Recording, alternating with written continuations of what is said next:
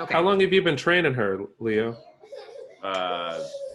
Maybe 4 or 5 years. If you don't tell that baby to shut the fuck up, no, I'm kidding. Kalino, Candice is pissed, dude. You won't believe the word she's using to describe you. I love you. You got to teach them young, you know? Let them hear the worst of it early. Leave that in the edit. Oh, I don't know how to edit it out, so it's staying. You guys, welcome to The Struggle with Candice Thompson. I'm Candice Thompson, and we are doing the quarantine files here, because here we are in LA, California, I think, right? All of California got extended we're like here till August, right? So we're going to be losing our minds for the next few months. So to all of my loyal listeners, thank you for coming back. To new listeners, welcome. I have my comedian friends on, not always comedians, but most of the time, and we just laugh about things we're struggling with. And right now we're all struggling with quarantine. So we're just here to make everybody have a better time dealing with it. If you have not subscribed, make sure to do that on all podcast platforms. You can find us on YouTube, subscribe there. If you want to watch the videos, even though the videos are a little backed up right now, still subscribe there and watch, and then rate and review us on iTunes, and also tell somebody about the struggle if you are listening to this regularly. You can find me at Jokes by Candice on social media, CandiceThompsonComedy.com for all my shows that have been canceled. And now I'm going to introduce my co-host, who is back because we're doing this on the web now, Mal Hall. What? You heard me. I'm listening to music. What are you talking about? I love when Candice gets pissed. He enjoys that so much more than me and Leo. We're just sitting here like, nigga, just say something. Introduce yourself. What's up, everybody? I'm back. I'm back by unpopular demand. Nobody asked for this. Yeah, malhall.com for upcoming shows and stuff. I mean, they're upcoming, but it's who knows what year. Kalino's crying in the background. I'm on Instagram at Malhall, Malhall TV on YouTube. I'm doing a bunch of like live stream sort of stuff. It's actually starting to get kind of fun. Yay. But that's it. I'm happy to be here. Good. Happy to hang out with you two. Two of my favorite people. Whatever. If anybody's mad at Mal being back, just blame the pandemic. All right. This is Corona's fault. Now I'm going to introduce my guest for today, who's no stranger to the struggle. He's been a struggle-o. This is now his second appearance. He was a great guest the first time, so we had him back. Welcome the hilarious comedian Leo Flowers. Yeah, I've been grandfathered in now. You are here now. You're a staple on the struggle. Where can people find you, Leo? Go to thrivewithleo.com for one-on-one coaching. thrivewithleo.com. You are, because people don't know, but you do personal training. Mm-hmm. You know a lot about health. You're actually, I like watching your Instagram stories because you kind of are a nut like me, and you'll post like flaxseed posts. Yeah. And I want to know if you get the shit that I get. Like, I get black people coming into my posts and they just DM me, I thought this was a white girl. Ron G, who I just had on the podcast 2 weeks ago. Kind of. I kind of monopolized that whole episode with my own struggle. Yeah. And they were kind of background music. Yeah. But anyway, yeah. Ron G sent me a message on my Instagram because he watched one of my videos about flaxseed. I was telling people how to grind it first. I like just throw the seeds in the coffee grinder and so it'll grind it up and your body can digest it better. And he was like, I thought this was a white woman until I saw your Instagram handle at the top. And I'm like, why is health always attributed to white people? I hate that shit so much. It's true because, and that's just like how far removed we are from our people. Because, Jamaicans, Africans, like they are so big on health. Thank you. My mom's from Belize, and they not using ibuprofen or Bayer. No. Or, Alka-Seltzer. Like I was. They're using Advil. They're strong Advil people. Advil is wrapped in a banana leaf. No, I was in like Aruba, someplace, one of those black islands. I'll forget what it was. Yeah. And I went in and asked for some tea, and I was like, "Damn, this tea is strong." I forgot what it was. It was like some type of black tea, and it was strong. I was like, "Why is this so strong? This feels like it has all the nutrients I need to live forever." Mm-hmm. She's like, "Well, we grow it," and she showed me they had the plant right there. Ooh. They were like, "We grow all the tea leaves," and so she just went over and just snipped it and then seeped it. And then I'm a tea connoisseur, and you get great tea when they seep it for you. If they just give you the bag and hand it over to you, that's not a tea place. Real tea places will seep it for you because there's a certain amount of time. Right. Before you burn the leaves, and then they hand it to you. So. Ow, you just made my nipples hard. Damn, tea talk. That's all it takes. All right. Pew, pew. And lean back.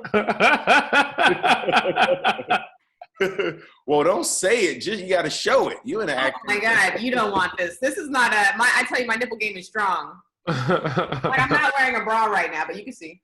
Oh, yeah. There it is. Yeah, no, but I also learned that women, like, bras are not good for us either. So, yeah, like they constrict lymph nodes under here, and also with sweating and stuff like that. And also when you have support underneath your boobs, they're not able, it atrophies natural tissue that's supposed to support itself. So the more you support it, they're not using their muscles. So you're basically enabling titties, and then when you remove the enabling, it's no good. You can't. Basically, what you're saying is we can't fund poor people. That's what you're saying. Eliminate welfare. Correct. He's a Republican. That was the metaphor. Yeah. That was what I was saying. What's your favorite kind of tea? Hibiscus. You hibiscus. I drink green tea. But I'm like matcha. Like Candice. So and tell me if you go this nerdy because I just got into matcha. Yes. However, I found out that there's ceremonial grade matcha. So for sure, yeah, it's more expensive. Regular matcha that you put in your smoothies, but the ceremonial grade is what's strong. Yes. Oh, see, now you got good tea because that's not even labeled. That's what you. Where's that from? An Asian market? No, from a Mexican market. It's just straight hibiscus. Oh man, that's the way to go right there. It's my favorite tea. Can I tell you that I just bought a hibiscus plant yesterday? You did? Really? I have a hibiscus plant in my backyard now and a lavender plant. But I mean, that's what I've been obsessing about since quarantines. My whole place has become a nursery. That's what the quarantine is doing. That's like the one positive thing about coronavirus. It's driving people inside, and it's forcing them to learn like regular skills that people used to have like years ago, like basic survival skills: how to cook, how to grow your own food. Yes. How to be self-sufficient, basically. Yeah, exactly. Yeah, I'm seeing people walking, and people are being a little bit healthier just because they're more conscious of it. It's like pretty awesome. Yeah. I'm reading Malcolm X's biography right now, and his husband or his husband. Wait, hold on. I was like, wait, what chapter is this? Hold on. This must be the fiction. This is. His husband. Like, wait, is this Malcolm XXX? Got this from the Abbey bookstore on Santa Monica Boulevard. It's got a leather-bound book cover. What? His father, his mom's husband. He wanted to move the family because he wanted to live on a farm where they could be self-sufficient and grow whatever they wanted to. Mm-hmm. And it was one of those things where I was like, man, even this brother back in the day was like, thinking 10 steps ahead. Yeah, no, I have not read the Secret Life of Malcolm X. But Oh my God. I did not know that. But no, that's my dream. I've been saying this even, pre-quarantine. I was like, my goal, I've been watching a lot of tiny homes on YouTube. I want to live off the grid. I want to move to New Zealand and I just want to live off the land because I just am so much happier when I just have nature around me and it's just so peaceful and calm. And there's no more road rage. And as soon as I make my millions, I'm out. Like, I'm not one of those people that is like, if I was like, let's say, for example, Jim Carrey's level of success in this entertainment business, you would never see me again. I would have been like, I did what I came to do. I entertained. I made y'all laugh. And you would never see me again. I don't have that in me to be like, keep going after I've made $50 million. Right. I'm done. Yeah. I just want to wake up and check on the petunias. Yeah. I want to Godfather this thing. Remember Godfather? Yeah. It's like no matter when you watch those old mafia movies, no matter how gangster they were, they all were gardeners. They all had, they had guns. Yeah. They were all gardeners. It was something about gardening and killing that like go together. There were probably some bodies up under the rose bush. That's the best fertilizer. That's what you don't know. The reason why the Godfather has the best of sauce is because the fertilizer for his tomatoes. You caught a professional, right? No, I haven't. Professional with Natalie Portman. No. I'm sure you saw it was about this guy. He was a contract killer, and he lived by himself. And this was an old movie. Wait, The Accountant with Ben Affleck? Huh? The Accountant? No. Oh. This movie is what am I 40? This movie's like 30 years old. It was like a teenager or a kid. Yeah. Oh, okay. This is a very old movie. And this guy was a contract killer. He lived in his studio apartment by himself, and he would efficiently kill people. And all he would do is he would drink milk, but he had this tiny little plant, and that's all he cared about. Like, he would talk to it, he'd water it, he played music for it, and then he would go out and kill people, and then just come home and take care of his plant. And there's something about, like, even Gladiator. Remember, he was a farmer, and he didn't want to go fight. Gladiator. I don't remember that. And what was the other movie that was like Gladiator? It wasn't. But yeah, there's something about farming. John Wick, the same thing. He just wanted to hang out with his dog. Yeah. And then they killed his puppy, and then he had to go kill him. He was like, "Oh, hell's got to break." Yeah. Yeah. And I don't know. I guess we can attribute that to like cognitive dissonance, where you can like separate like like what I'm doing in my life. Like if I kill somebody, I can separate that, like I can compartmentalize that and put it in a place where that's what I have to do to survive, right? And it's not necessarily wrong what I'm doing because this is just my job. And then you can sleep at night, but you still can care for a plant and care about life. It's the ultimate. Be a family man. Like it's no different than like a military guy gets sent overseas. He's a Navy SEAL or Ranger. Right. And it has to carry out the mission. This is my job. And be a husband and be a father. And right. Yeah. People can compartmentalize. Can I tell you that I had a very traumatic week this week because of my plant, one of my new plants that I got. I named her Fannie Lou. Oh, here we go. I'm naming all my plants after like historical Black figures. So she's named after Fannie Lou Hamer. And so Fannie Lou, she's a type of plant that I had never seen before. And I can't, forgive me, because I can't remember exactly what her species name is. Anyway, she's got pink roots and she's yellow and green and she's got heart-shaped leaves. And it's really bright and pretty. But anyway, I brought her home and I didn't think that I would have to water her every day. So I let her go 2 days without water. And then Nat, my manager and also friend, was like, yeah, I said, she looks like she's wilting. And she was like, well, if you watered her too soon after bringing her home, plants need to get acclimated to their new environment. So maybe She was like, so you don't water them for like a week after you change their environment. So I was like, oh shit, I fucked her up because I gave her water as soon as I brought her home. Maybe that's why she's dying. So then I stopped giving her water, and then she kept getting worse. And I was like, did I kill a plant that I just bought like within a day? So I felt awful, and I felt this guilt. And I brought her inside so I could like try. I was like, maybe it's too much sun. I was like, I don't know what to do.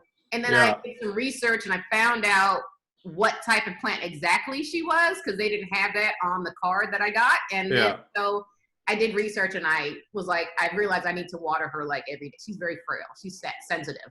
Yeah, she's thirsty. But thirsty bitch. She's a thirsty bitch. That was traumatic for me. I've never freaked out. Like I don't have anything here that I'm taking care of besides myself. Yeah. Right? So I don't know. I don't have a pet. I don't have anything. So like this plant was the first thing that I actually almost killed, and I felt awful. Yeah. But some plants live, some plants die. You know what I mean? Like, but not 2 days of bringing them home. Like that's true. That is true. Like imagine adopting a puppy where he was fine in that shelter, and then you're like, I'm gonna give it a better life, and then he dead within like a day of you bringing him home. That's on that you. Makes me feel like Mal's had some abortions paid for. That's just a cycle of life. No. Mal, that's why Mal's a gardener. He has a This is pertaining to plants only, because I have a Swiss chard plant out on the porch that was thriving, and I harvested twice, and then the plant just died. And his friend, the other chard plant, is still going strong, but the other one is just dead. And I gave it the same amount of love TLC, and it just decided to die. And you know what? That other plant was talking shit to it when you turned your back. Was like, you ain't shit, motherfucker. You ain't never gonna be shit. You ain't gonna be a tree. You're gonna be for the rest of your life. Yeah. You want to be an oak? You think you can be an oak tree? Yeah. I'm telling you, that's what happened, man. Guess I what? had a friend in college, and she was one of those people who. She had everything mapped out. She had her whole life. She was like, I'm a graduate at this age. I'm going to be married at this age, have a boy, then have a girl, boom, boom, boom. And everything was happening for her. She graduated, got the degree, married, had the boy first, had the girl second. Damn. And then the boy tried to kill the girl. She walked in, and her son was literally like trying to choke the hell out of her baby. And she was like, is this me? Is it the baby? Like, what's going on? And finally she had to put the boy up for adoption. It was just, so he could kill somebody else? It was just a threat. The boy was just as violent, just birthed a killer. But now he gonna kill somebody else. Maybe, That's the risk we take. That's the risk we take. That's the way. Wait! You said that's wild. You said you knew this woman? Yeah. She was in my class. She was in my class in college. So she talked about it. She shared it with the class. So one of two things happened. Yeah. She either gave birth to a sociopath who just chemically had happened.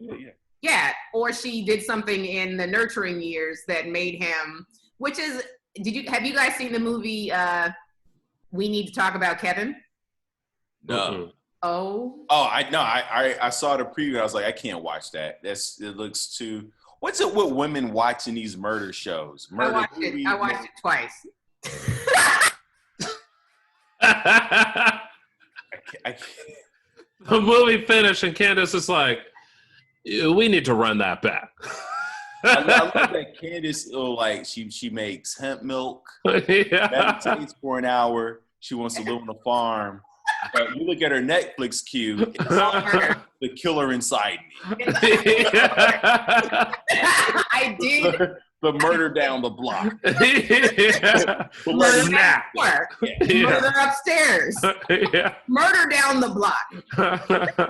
Murder in the same zip code. Anything with murder in the title. No, I did actually cut back on that. I stopped because I can't preach about like, watching that, being so particular about what I consume in my mouth if I'm also not aware of the things that I consume visually So we do have to be, everything's energy. And, I'm so big on manifesting and meditation and visualizing. But like, if you watch that shit all the time, when I was watching stuff, like I was falling asleep to Forensic Files at one point, like at one point in my life. I would come home every day after doing shows at like 2 a.m. and I would put Forensic Files on. That's what I would fall asleep to.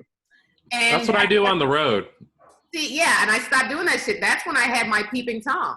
I had a crazy guy coming around my back window watching me, and it was around that same time. And I was like, I gotta stop. And you didn't realize that he was peeping Tom because he was narrating the whole thing, and it sounded like an episode. You're like, I haven't seen this episode. He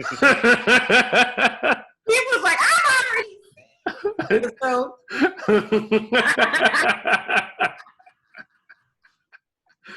Yeah. Yeah, no, you have to watch all he had to do was talk tea leaves to you. Yeah. And you would have invited him inside. Yeah. His panties so quickly. Tea talk. Hibiscus? Do you know about that burdock root tea? You know about burdock root? Nah. It's really good for you. It helps with filtering, and I think it's also high with like certain minerals that are good for cleansing, but it's really good for you. I saw on Leo's story. So you have the flower plant at your house, Candice. Yes, and Leo, how many plants did you guys plant the other day? Is that at your house? We went to a friend's house. We went to the farmer's market to buy plants, and then we went to a friend's house to pot it. And then we were like, we're gonna make the mess somewhere else. Yeah. We brought the plants over we're at my girl's house right now. Yeah. That's awesome. So I have 4 tomato plants and the 1 chard plant and a pepper plant and cilantro. And very exciting, my friend, maybe a month and a half ago, before the pandemic, before we were in house arrest, my friend gave me a starter marijuana plant. Ooh. Yeah. And I had never grown one of those. And right, for the record. Yeah, just for the record. He was just like, he was coming, I was making dinner and he was like, oh, my friend gave me like 8 of these. Do you want one? And I was like, I mean, I guess I'll give a plant some water. And I decided to take it to my mom's house and I planted it in the ground. And she has sheep, and the sheep ate the plant. Ate the plant. I saw 2 sheep. I was like, I wonder which sheep did it. And then I saw 2 sheep fucking laid out on the ground, licking flowers like this for the side of their mouth on the ground. And I was like, it was those 2 motherfuckers. And I was so sad because the plant was making progress. And then I went to my mom's house last weekend, and this thing is almost budding. Like, it made a full return. And I'm going to have my own fresh weed.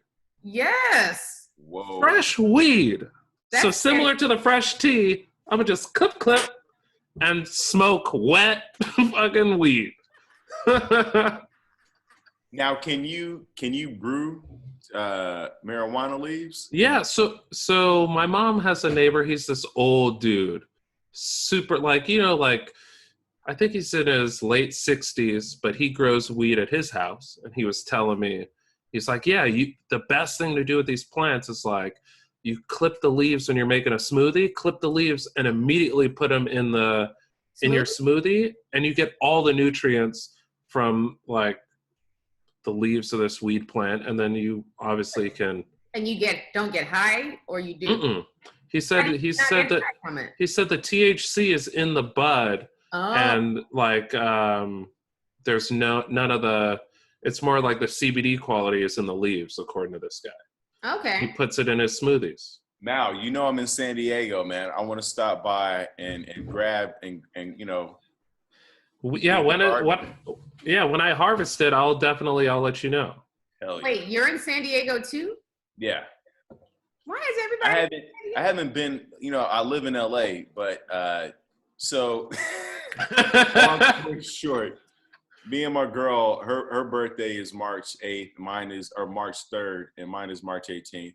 So we said, let's go to Peru for our birthday hike Machu Picchu. Yes. And amazing. because we don't drink or smoke or we don't really party like that. So we're like, let's go a little bigger.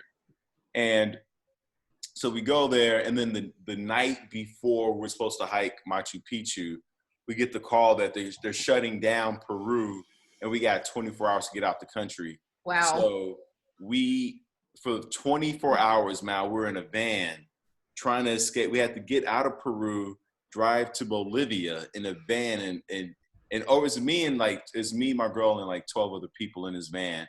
And we're going from van to van to van, and we're like paying money along the way to, like, we're basically trying to smuggle ourselves out of one country into another, so that we can then get to the airport to get the hell out of there. That's crazy.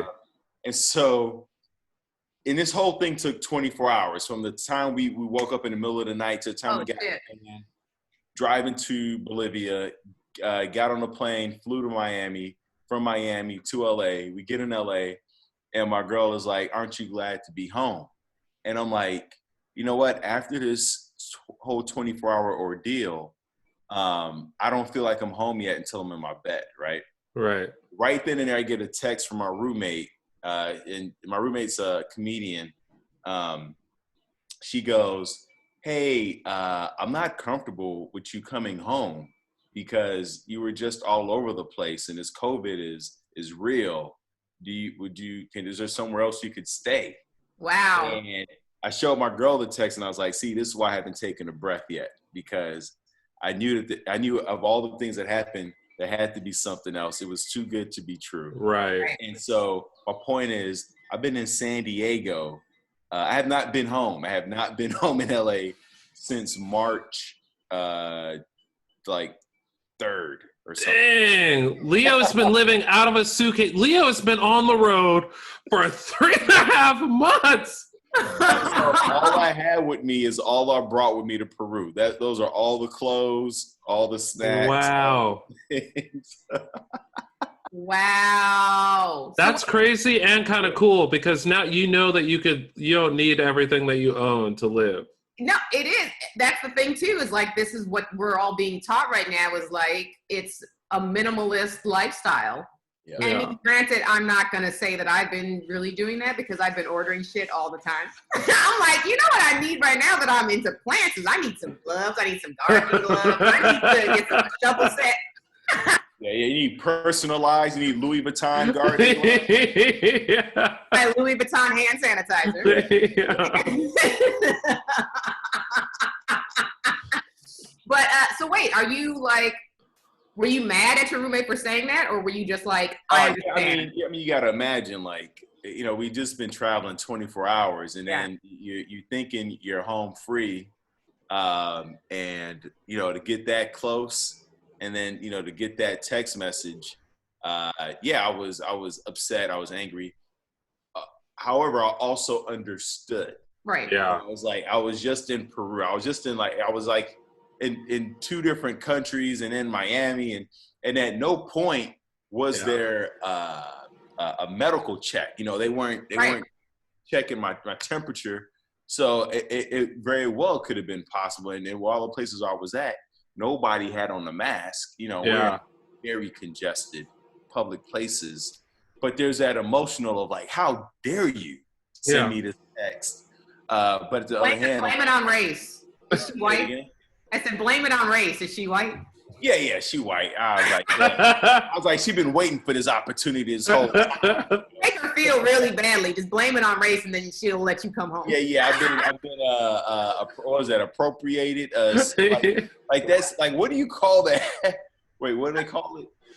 Is it when the white people start to move in? Gentrified. Apartment. Leo, this apartment is actually getting gentrified. We're putting a coffee shop where you used to live.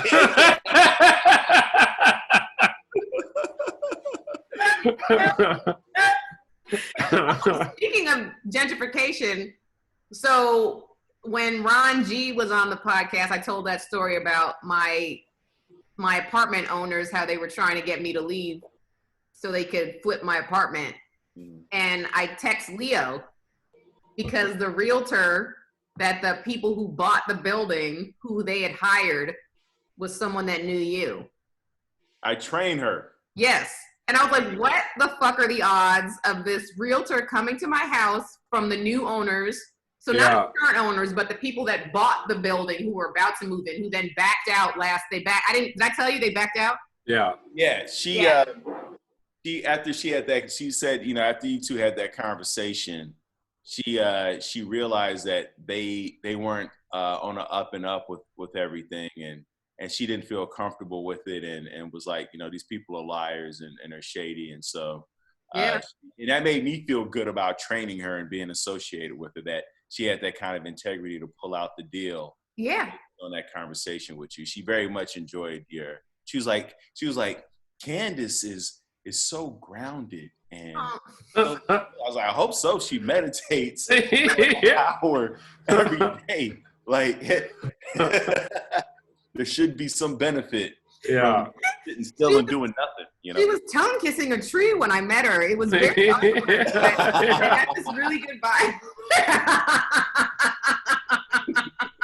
No, that was what it did make me feel better. I was like, what are the odds that this person that I'm now meeting, who's trying to kick me out of my apartment, knows two people that I know that are comedians? So it was you and Jody Miller, she knows. Oh, yeah, yeah. And we talked for like 45 minutes outside, and I was just like, I don't get a bad vibe from this woman at all. She seemed very calm and very genuine, caring person. So I was like, let me reach out to Leo and see if my gut was right. And then he said she was a phenomenal person. And I was like, oh, okay, so that makes me feel better. And then I spoke to her, told her my concerns with having to move out of my apartment that I've been in for 11 years in the middle of a pandemic when everyone's unemployed. I was like, this is fucked up, the situation that's happening to me right now. So the fact that she came back to me and told me that everything was going to be fine, I was like, you're a good person. I fucks with you, Robin. Yeah, that's why, the news is talking about how Jeff Bezos is going to be a trillionaire by 2026. I don't like it. But I'm like, yeah, but how? How is he going to become what kind of crazy, shady side backdoor business? Exactly. I don't like it. It all sounds real, like he's doing some stuff like what the realtors are doing, where they're like, oh yeah, people are buying up property. And absolutely know that any billionaire, anyone that makes it, we're talking, he's now going to be the first trillionaire that has ever existed. So if you make it to a level where you had $1 billion, you've done some shady shit. You're a gardener. How hard it is to make it to get the millions? You have to be stepping on people and not caring about other people to get to that level. That's an insane, and I don't think people get as angry about it as I get about it, because I don't think they conceptualize what $1 billion is. Like, no one should have that amount of money in this country. Like, it's just it's not necessary. You do not need to have it. And if you do, there's no reason why you are not spreading that wealth to make this country a better place. Right. So it's what do you think is the cap? The cap that anybody should be allowed to have? Yeah. What would you, if you... I think it's not so much about a cap. I think it's more about the distribution. So I'm reading Genghis Khan's book right now also, right? Was he gay too? Did he have a secret? What did his husband say? They did have a thing called Sworn Brothers. Brothers. Genghis and Greg are coming to the party again. Genghis Khan XXX. But what he did, what made him so effective as a ruler, is that any spoils, anything that he brought back from conquering a people, he would disperse amongst all the people from the top to the very bottom. Everybody got a piece of whatever he brought back.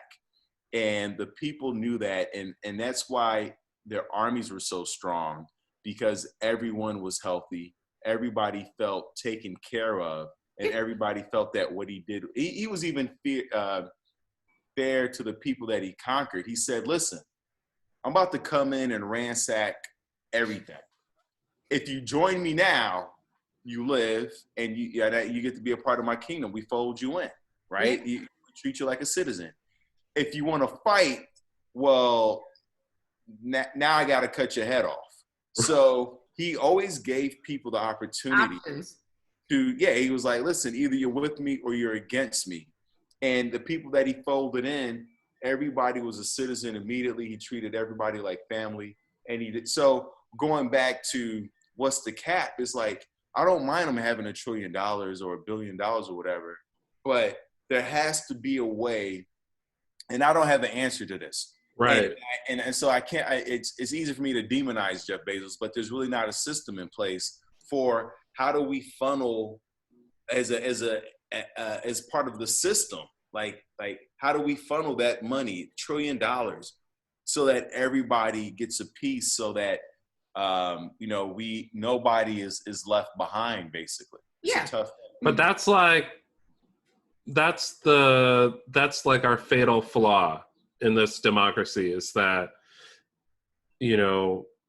a capitalist society is not about helping everybody else. A capitalist society is about helping yourself, and that's it. Like you. Yeah. and so, yeah, I mean, I think that's, that's the problem. That's why everyone, why, of course, Bernie, I'm not going to say he didn't stand a chance, but when people started calling him a socialist, you hear that word and you start freaking out when we have socialist policies that are already in place that people are benefiting from already. Mm-hmm. But you see how, like, you've got Congress people, Republicans complaining about the extra $600 people are getting for unemployment per week. Like, no, they shouldn't get an extra $600. Are you kidding me? Yeah. Meanwhile, they're not paying taxes at all. Like, are you fucking kidding me?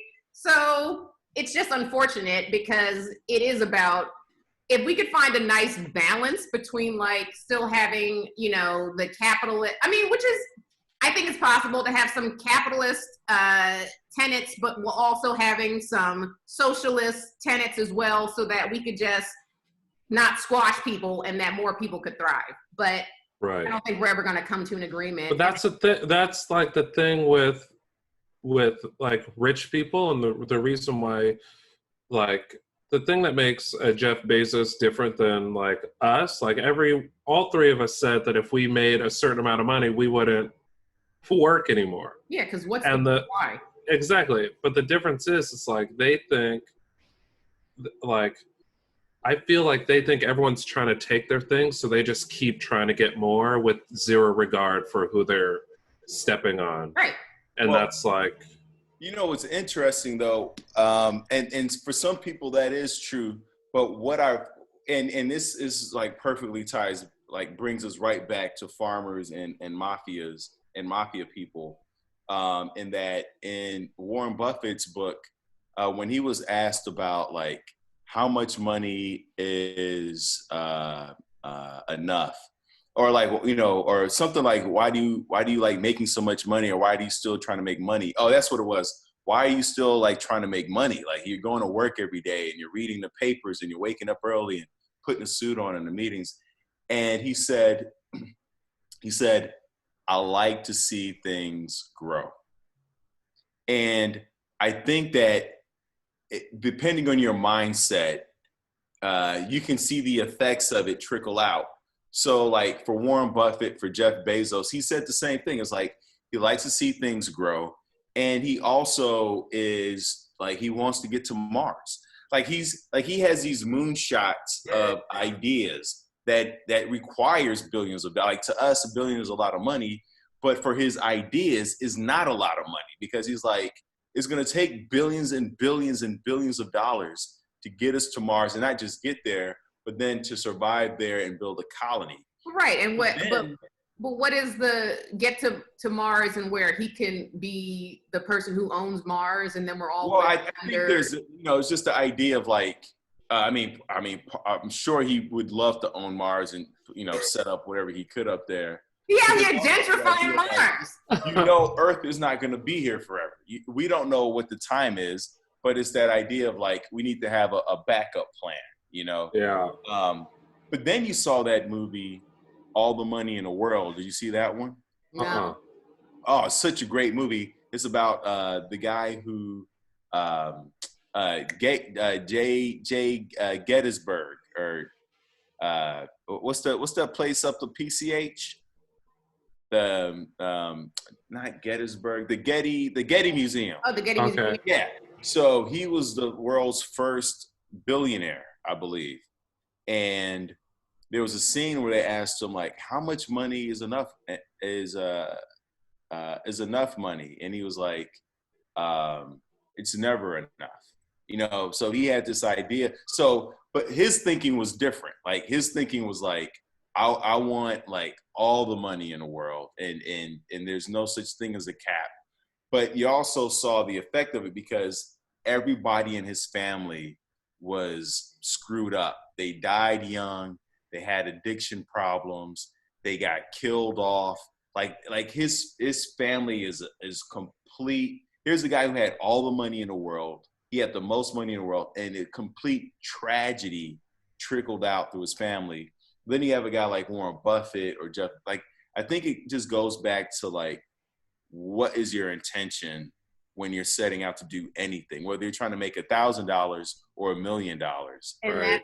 that's when I say anyone whose intentions, unless it's like you said, the distribution, unless your intention is helping and saying, I want to do something to better this country or this planet or just help people. If you're just saying, I want to have all this money, but it's for just selfish purposes. But I honestly think that it's very difficult for any of those people that have that kind of drive to have that much money are not doing it for selfish purposes. So I find it really hard to accept that there is someone who has that drive to make all the money in the world and you're still a good person. Because why? There's something about that. It doesn't make sense. Right now, if I could make $1 trillion, I definitely. Here's the thing I realize is, like, if I had $1 trillion today, I wouldn't stop working, and it had nothing to do with the making of money. It would have to do with, like, I love to create, I love to produce, I love to work with other people, I love to help other people see their visions. Again, that's what you're doing with it. And that by default might make me more money. You know what I'm saying? It's like, of course. And so there are some people who, I think that's why, like, a lot of lottery winners end up broke, because they don't want to work. They don't want to do anything at all. They don't want to give. They don't want to build anything. They don't want to farm. They have no ambition. And they completely crumble. Most of them end up broker than they were, or dead. Of course. And for me, if I had $1 trillion, I probably would make it to 10 trillion, or lose it in trying to, fund other. I would definitely fund, like, NASA projects and give money to universities. And, somehow when you make, like they said, when you make money, more money comes towards you. So of course.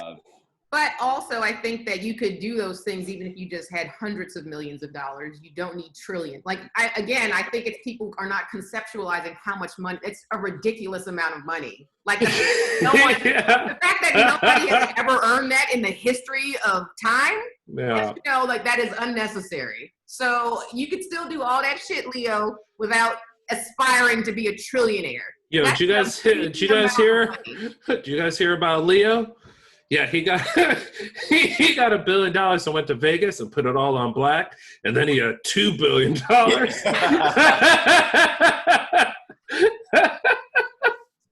Yo, now he owns Vegas. $1 billion. That would be. I was like, what would I do? But I would actually spend more time learning. Do you guys play the lottery? I would be like, I would go from, like, helicopter class to Spanish class to guitar lessons and I'd be traveling the world. I'd be trying to fill my brain with all the things. Yeah. So would I. That's what you should do. Yeah. But have you, or do you guys play the lottery? My mom plays it, and it's completely turned me off from it. Yeah, I don't. Yeah. I don't. Every now and again, I'll buy a lottery ticket, but it'll be like every like eclipse or something. I only buy lottery tickets when the jackpot is so much that it feels stupid to not. Yeah. You know what I mean? And I can't tell you, if you've never bought a lottery ticket, you're listening to this right now, I can't tell you how positive that night of sleep is before you lose. It's just like, it's so fun to think about how tomorrow is going to be so different because all the shit you're going to be able to do / just what you're going to be able to do. And then the come down is fine because you weren't going to win anyway. Right. But it is fun to go, oh man, yeah, tomorrow I'm going to do this, and this. And here's what I'd say too is like for people who want to win the lottery, like if you really are playing it, you're spending a lot of money on lottery tickets, I'd make sure that you got your team in place first. And I mean, like there's nothing worse than like winning the lottery and then you don't really have friends to kick it with.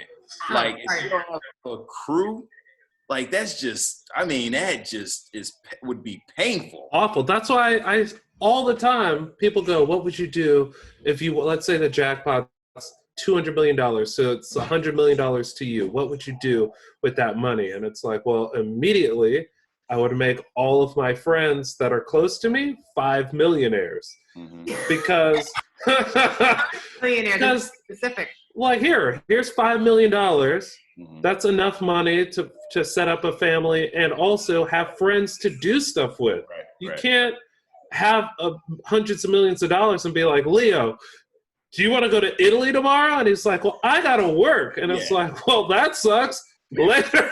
Like, you can't. That's why basketball players end up broke because all their boys are from the hood. And you can't support your boys. You got to support your boys' families because they broke too and they got like 5 baby mamas. So you support like 1,000 families off the bat. Then you know your high school about to hit you up for all the money. Yeah. Your college, like, you know, it's rough. That's why you got to be like Mike. You got to be like Mike, man. I have not watched that documentary yet. You have to. I heard it's great. You must. Is it good? It's great. Amazing. It's going to come out on Netflix because it's a Netflix production. So you'll binge it in one day, 10 hours. Is it 4 episodes or how many is it? 10 hours. 10 episodes. It's 10 hours. And it feels, this is how you know it's good.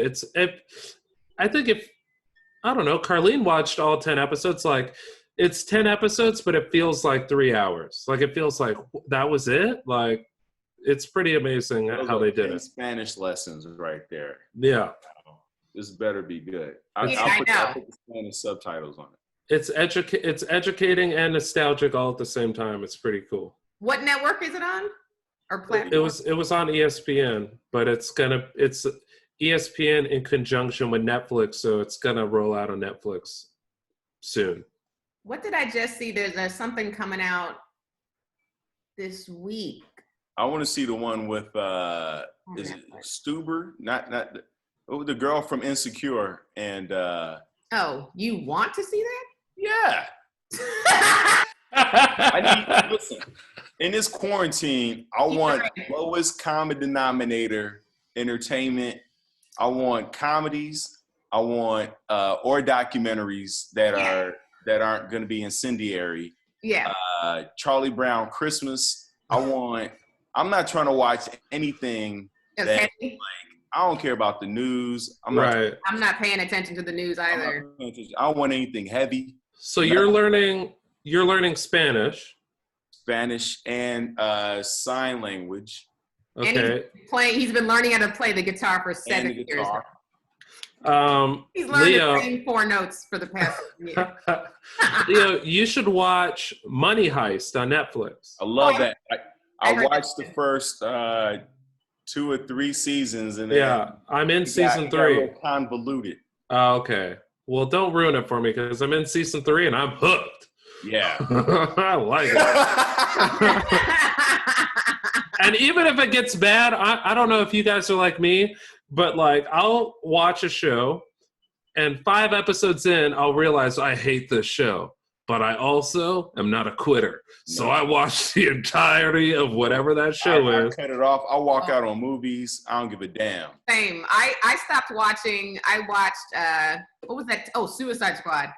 That movie was so terrible. I started trying to watch it one day at home, and I was like, this is awful, and I shut it off. And then I was on a plane, and I was like, maybe I'll give it another shot, because, you know, when someone's on a plane, Right. you can devote your full attention to it, and it's like, where else you gonna go? So this is the perfect opportunity to watch this movie. I watched it, made it till the last 20 minutes, and I was like, this is trash. And I had 20 minutes. The last 20 minutes? And I still don't know what happened at the end, because It took you 2 hours and 45 minutes to decide it was trash? no, I already knew it was trash. Okay. And I was like, it was painful to watch it. So I was forcing myself to watch, and I was, I can't do this when I could use 20 minutes to watch something that I'm enjoying. Even though I had just devoted an hour and a half or whatever. I was like, I can't.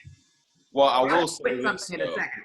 because I just finished Moby Dick, in the first. That's a long ass book. It's a long ass book. The first fifth of the book was great. I was into it. It was great. And the middle just sucked. It was horrible. That's a And then hard the read. last fifth of the book, it was incredible. I loved it. Really? That's a challenging book to read. I tried. True story. It took me about 11 months to read that book. I thought you were saying 11 years. 100 other books in the meantime, but I kept like reading, putting it down, reading, putting it down. It was pure drudgery to read, but it was just one of those books where I was like, I got to read this book just out of I have to. No, you don't. I read a half. No, I read like I don't know if it was no, it wasn't a chapter. Maybe it was just a few pages. I don't know, but Comedy Central and At Midnight was doing this Moby Dickathon, where they had comedians come in and read like pages or chapters from the book, and online for 20, like it was just a 24-hour like marathon. And so I just remember going in there and reading maybe 3 pages and not absorbing anything of what I had just read. I was like, this is challenging. I don't even know what a lot of these words are. I feel like it was like English from a time where it wasn't. You weren't allowed to read. Yeah. It made me feel. I was like, do I know how to read? I'm not sure. I'm not comprehending any of this. Am I a runaway slave? I was like, how did they assign this in high school? Yeah.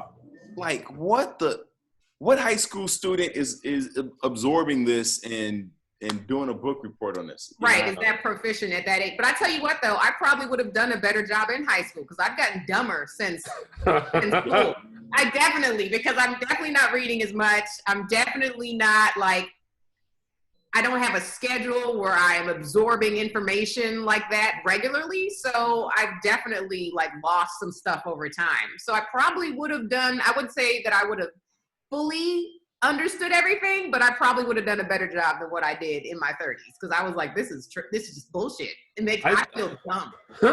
I took AP English in high school, and I don't think I've read that book, but even if I was assigned it in high school, I wouldn't have read it. I would have got the Cliff's Notes, and that would have been good enough for me. Yeah. But these are words that I recognize. Yeah. And then he was on the boat. Oh, okay. Cool. He was on the boat for a long time. Oh, cool. and that was the thing that pissed me off about the book is, I didn't really know anything about it. I just thought it was about this dude fighting a whale out at sea. I thought the whole book was that. Like, what is it about? It's about this dude who's on a boat with his captain who's on a boat with his crew. Captain Ahab, right? Yeah, but most of the book is describing whaling. So there are chapters that are just dedicated to like the oar that they use on a whale ship. There's a chapter devoted to like a part of the boat and what it's used for. So it's like how to catch a whale versus there's all this juxtaposition and backstory you didn't care about. Yeah. So it's more of a educational. It's exactly. Yeah, it was like here's just like I learned all this stuff to write this book, so I'm gonna teach you. and then I'm gonna bookend it with the whale story. So, do you feel confident now after reading this book, Leo, enough to go whaling? No, hell no. I don't even feel confident enough to go to the fish market and like and catch a salmon. Like nothing. I mean, Moby Dick is from the early 1900s, right? So Leo would show up and they'd be like, "What old dude taught this guy how to whale?" We use our iPhones now, stupid. There it is. There's the whale. I will say this: if there's anybody that I would think would teach themselves how to whale, it would be Leo Flowers. Like, I wouldn't be surprised if I saw next week on his Instagram story, caught this sperm whale.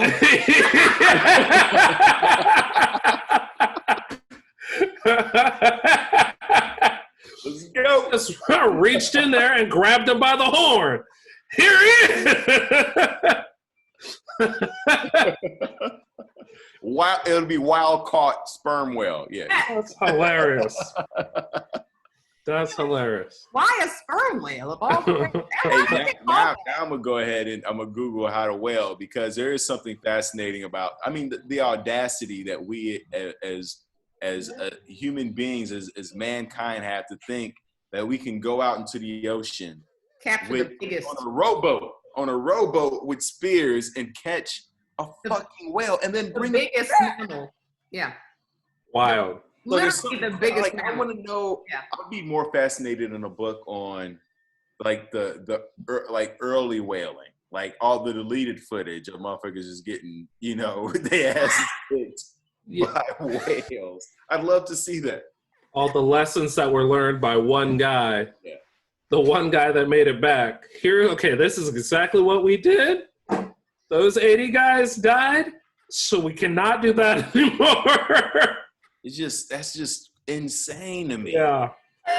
Like, and then make candles from the oil and the fat and Yeah. I mean, I'm gonna be honest.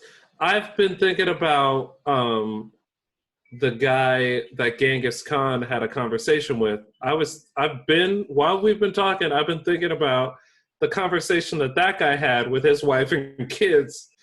I spoke to Genghis Khan. We have two options. Wait, what? Now you lost me now. Now I'm lost. Because you said Genghis Khan, when he was going to conquer a place, he would go tell them, "Look, you can join my tribe, or we can fight, and I'm going to have to cut your head off." And this is a guy at the square, and he's hearing this talk, and he's like going back to his family. So here's what it is. This is what I learned. This is what I learned. Wait, so why are you going to fight then? Because I'm stupid. Yeah, because I mean, use my hand. Yeah, right. That's what was crazy. It was like, nah, this dude was brilliant, and he learned. And what made him so, going back to like being minimalist, is one of his fighting techniques was, instead of like carrying weaponry with him, into these battles, he would bring people, carpenters and craftsmen, who could build the weapons on site, so that they could move faster. So he was like, we can move faster, get there quicker, and then once we get there, there'll be the tools that we need to build the weapons there and then attack. And I mean, what if the tools weren't there? What if they sent scouts out? So he would always send areas scouts to scout the area and get the lay of the land. And back in those days, they traveled so far to bring back goods. So they had a pretty good understanding of different parts of and it was actually Genghis Khan, the Mongolians, who got the Europeans, I think the English or the French, into wearing pants. When he got there, they were just wearing like, I don't know what they were wearing, like dresses and skirts? Dresses or skirts or something like that. And then the Mongolians were the ones wearing pants and got them into wearing. So it's really been a fascinating interesting. You would think that'd be a no-brainer. Like, why are my legs so fucking pulled? Yeah. You would think that I'll just cover them joints up. Like, I don't. But I mean, I get it. I don't like wearing skirts though, so to me that would be asinine because skirts are obviously not as comfortable as pants. Like, wait till who discovered sweatpants? That's what I want to know. Who was the first person?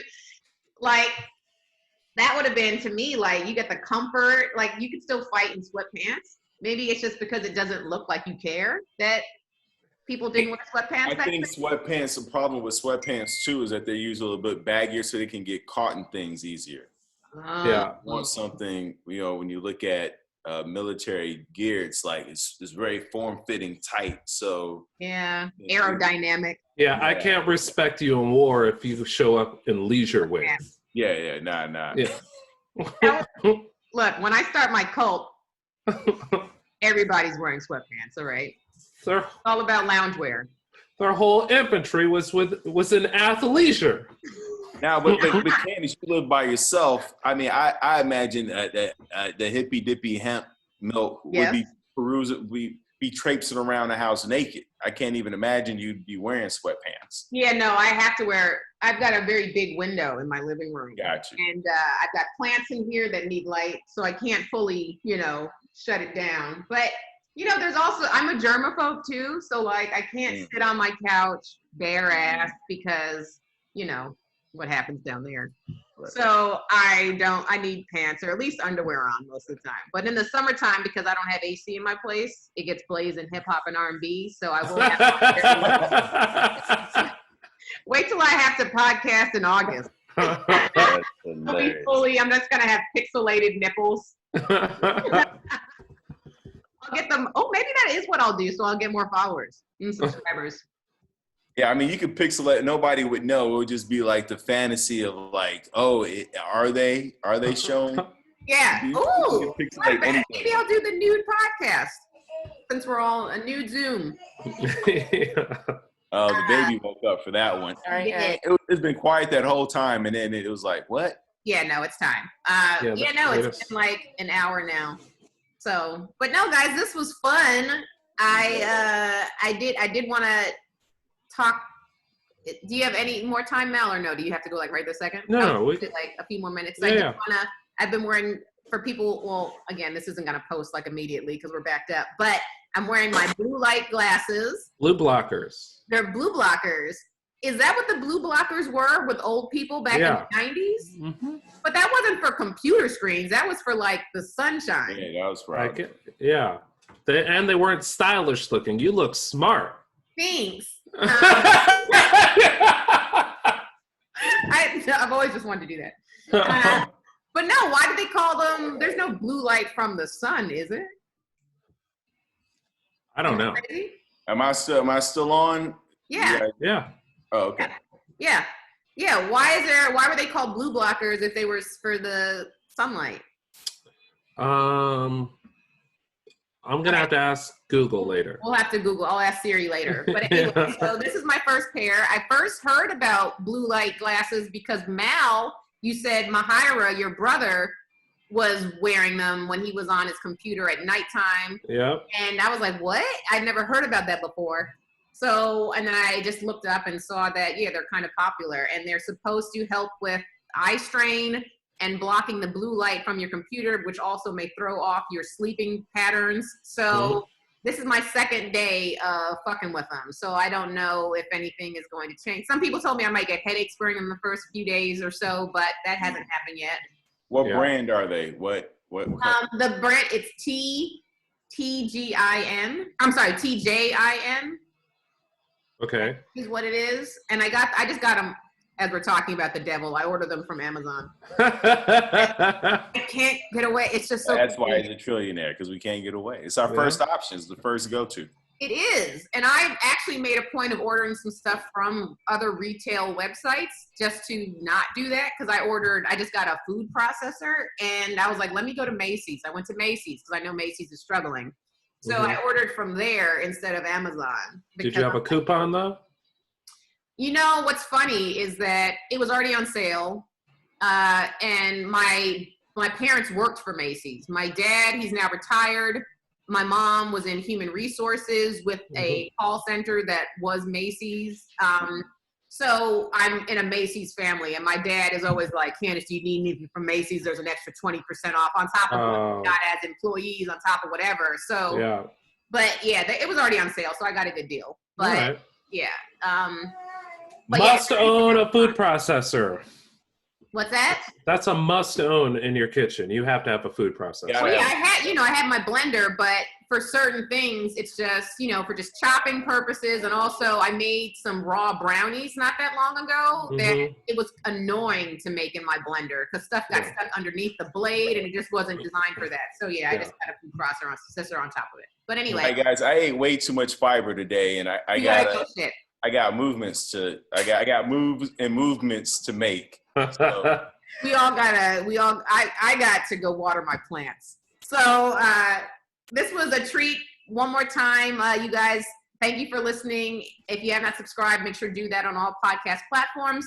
You can find me at Jokes by Candice on social media. And Mal, one more time, where could everyone unfollow you? Leo, you go first, because it looks like... He has to leave immediately. I'm fidgeting. I'm like, very dogging. Malhall.com for everything.